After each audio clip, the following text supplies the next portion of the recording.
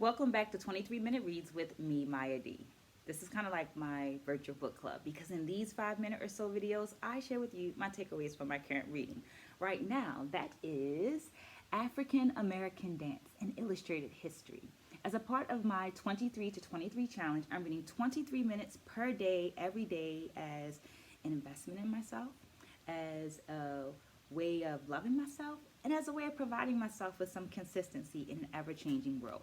Hoping that you will join me along in this journey by liking this video, subscribing to the channel, and dropping some comments down there in that comment section so that there's an actual dialogue going on.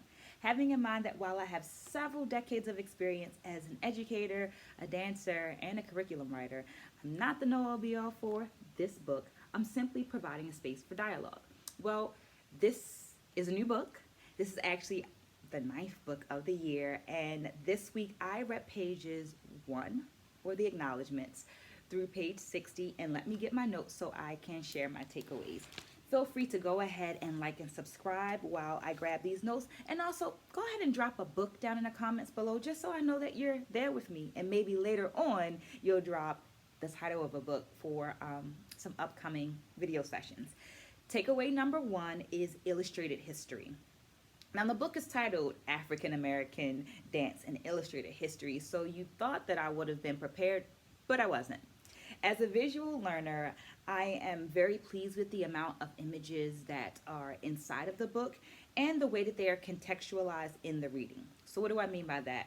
Rather than having a standalone isolated images section, these images are neatly placed alongside the text with detailed captions that both connect to the text and give you a deeper understanding of the image. So I felt like it almost gave me a period eye, a way to read the image as text, and then I walk away with a deeper understanding of that image, which I thought was nice because a number of these images I've seen before, but because of this book, because of reading, I have a deeper understanding about those images and what's going on in those images. Takeaway number 2 is communal polyrhythm.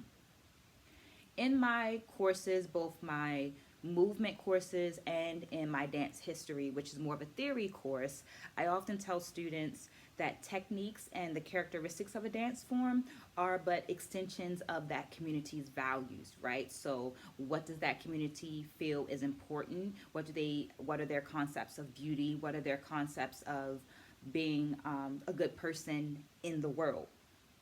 And in this book, in the African derived characteristics section, we learn the value placed on communal living, and unity is, here's a quote from the book, internalized so deeply as to assure perfect unison in the complex polyrhythmic song and dance, end quote.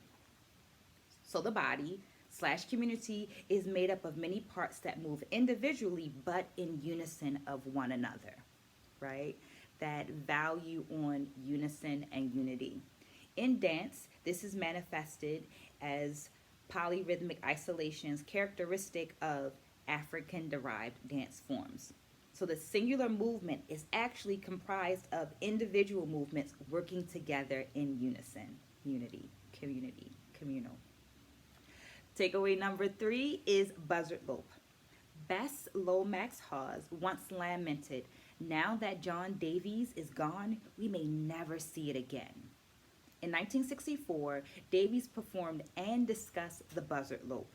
This is an African American dance with African roots, most likely coming from the Tree People TWI, and more specifically, the Opete dance, OPETE, just in case I'm mispronouncing that. The dance honors and supports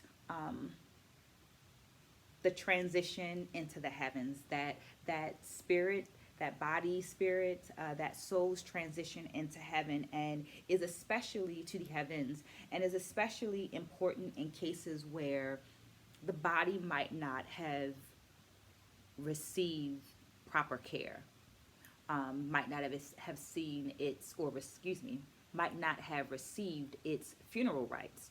So an example of that would be an enslaved person whose owner did not allow that body to be properly buried.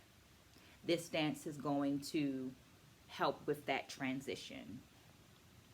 And I never heard of this dance before, but I guess it goes back to that lamentation offered by Laws that now that Davies is gone, we might not ever see it again.